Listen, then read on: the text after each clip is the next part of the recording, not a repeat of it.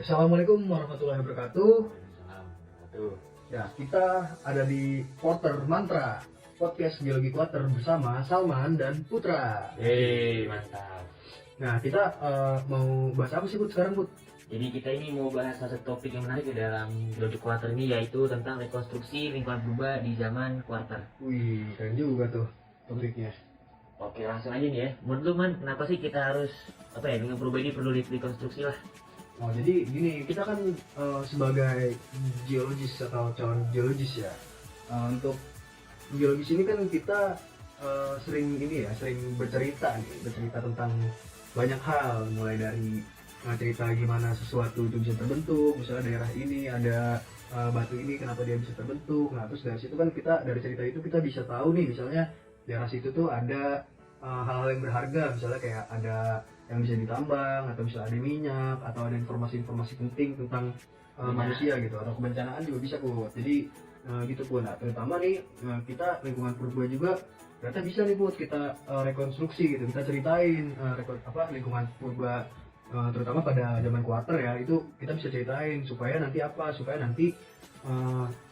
untuk zaman Quarter ini kan secara geologi ini yang paling terdekat dari sekarang ya, relatif paling dekat di timescale geologi itu. Nah, dari situ kan kayak ketahuan nih, misalnya ada zaman es ini terjadi kapan sih, terus kira-kira dampak ke manusianya itu gimana gitu-gitu dan segala macam. Kira-kira kayak gitu Put. Kenapa kita sebagai geologis perlu merekonstruksi lingkungan purba, terutama untuk di zaman Quarter. Iya benar. Apalagi zaman sekarang zaman purba itu Quarter banyaknya udah masih purba yang mulai muncul lah ya. Nah, iya benar. Menarik juga nih untuk diteliti. Nah, gimana sih caranya untuk rekonstruksi lingkungan purba nih, terutama pada zaman Quarter tersebut? Oke, jadi caranya tuh gini Put. Jadi ada yang namanya fraksionasi isotop. Nah, jadi kayak di sedimen atau misalnya bahkan ada yang di stalaktit, stalagmit itu ada beberapa isotop yang kita bisa analisis gitu. Terus ada juga nih isotopnya itu ditemuin di fosil-fosil, misalnya ada di fosil-fosil hewan, misalnya ada di tulang, ada di gigi, dan lain-lain Put gitu Put.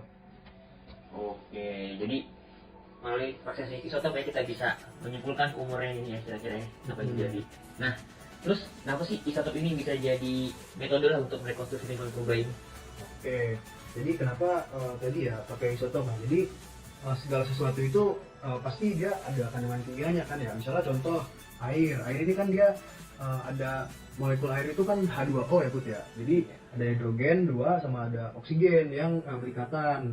Nah, jadi di setiap molekul kimia itu ada atom yang isotopnya lebih berat. Jadi kayak misalnya di H2O ini ada oksigen yang oksigennya itu kan yang biasanya itu oksigen 16 ya.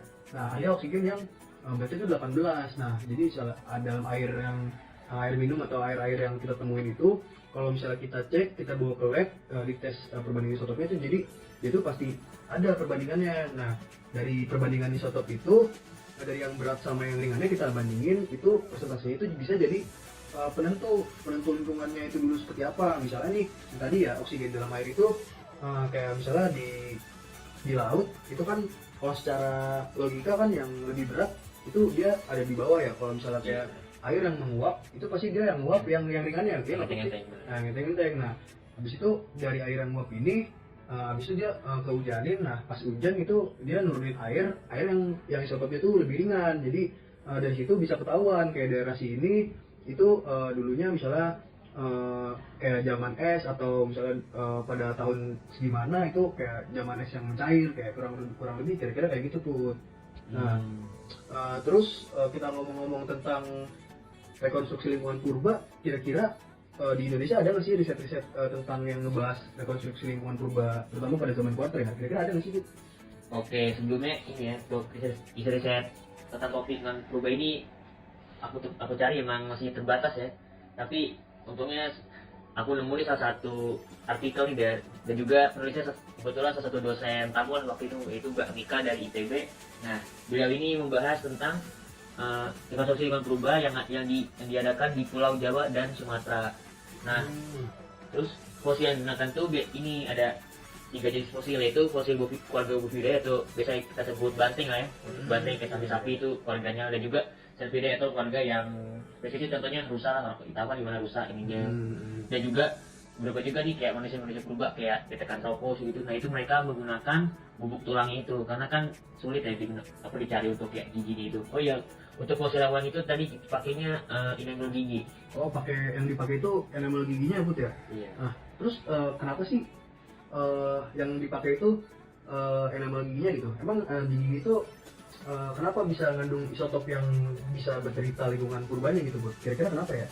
Oke, sebelumnya aku jelasin dulu ya gigi itu gimana. Jadi dari gigi itu ada salah satu bagian nama enamel. Jadi enamel gigi itu gunanya itu sebagai pelindung gigi lah ya, pelindung gigi. Nah, karena pelindung gigi ini, jadi dia pelindung gigi ini dari gangguan apapun. Bahkan saking kuatnya pelindung ini, dia bisa menahan proses pelapukan yang setelahnya jadi di tanah. Dia itu benar-benar salah satu pelindung yang paling kuat lah dibandingkan sama tulang ataupun yang lainnya kan cepet busuk ya, makanya Jadi nggak lapuk ya, pas ditemuin itu nggak mudah lapuk kayak, Iya. kayak tulang gitu-gitu ya? Nah, karena tingkat resistensi masih sangat tinggi loh, makanya enamel gini salah satu metode yang cukup efektif digunakan. Contohnya itu udah digunakan lah untuk mengkaji antropologi di Afrika. Oh gitu. Nah, terus di enamel gigi ini ada isotop 13 nih. Jadi biasanya itu kan dari isotop 13 ini kita bisa tahu nih maksudnya apa sih makanan yang dikonsumsi pada hewan tersebut pada zaman itu.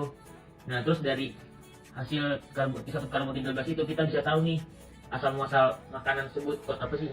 Misalkan dia makannya rumputan. Nah, berarti dari rumputan ini kan dari jenisnya jenis C4. Nah, dari C4 ini kita bisa tahu nih apa yang terjadi dengan lingkungan itu. Berarti kan kalau C4 rumputan kan logikanya hidupnya di lingkungan yang kering ya. Oh Karena iya kan ya, makan rumput tumbuhnya di yang kering gitu ya Put ya? iya, sedangkan kalau kayak ketiga kan pohon ya, jadi kayak Pak, kalau misalkan kita ketemu nih hidrokarbon yang rendah, maka dia bisa disimpulkan bahwa hidupnya itu itu makannya dari daun-daun yang berasal dari pohonan. Oh gitu, karena kalau misalnya itu karbon 13 itu berarti kalau banyak dia makannya yang C3 berarti?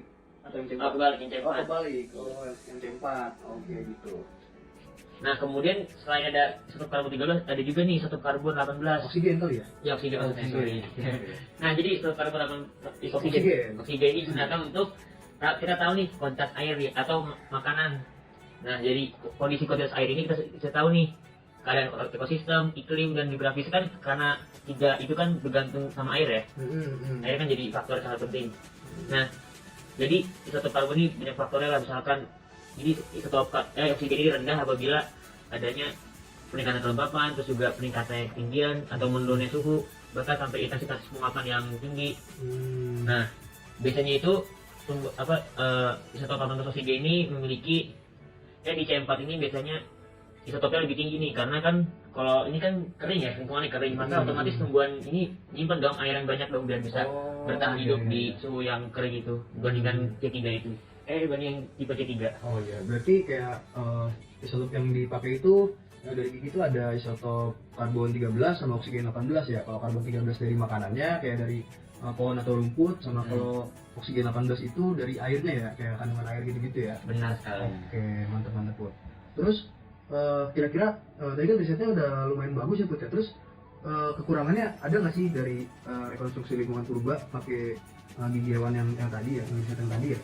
Oke, kalau menurut aku sendiri sih, ini kan karena metode ini salah satu metode paling sakti lah istilahnya ya, karena kan udah akurat ya untuk menentukan hasilnya ini. Nah, kekurangannya apa nih, kan enamel gigi sebenarnya kayak gigi aja kita temuin kan sulit ya untuk ditemukan di alam terbuka gitu.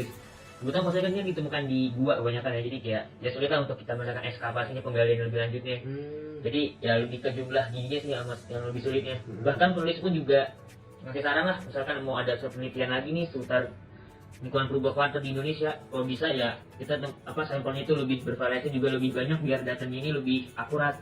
Nah, selain itu juga ada kendala juga di dalam penelitian ini, salah satunya ya tadi kan aku sebelumnya kayak ada bubuk hewan ya, bubuk tulang ya, dari tulang manusia purba. Nah, itu sayangnya cobaan tersebut gagal karena ya udah istilahnya udah lapuk duluan saat dicoba untuk di sampling gitu.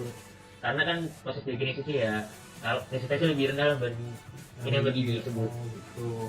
Oke, jadi itu guys pembahasan geologi kuarter kita malam ini. Oke, sekiranya dari kita kalau ada kesalahan mohon maaf. Nantikan podcast selanjutnya di Porter Mantra, podcast geologi kuarter bersama Salma dan Putra. Assalamualaikum warahmatullahi wabarakatuh. Bye.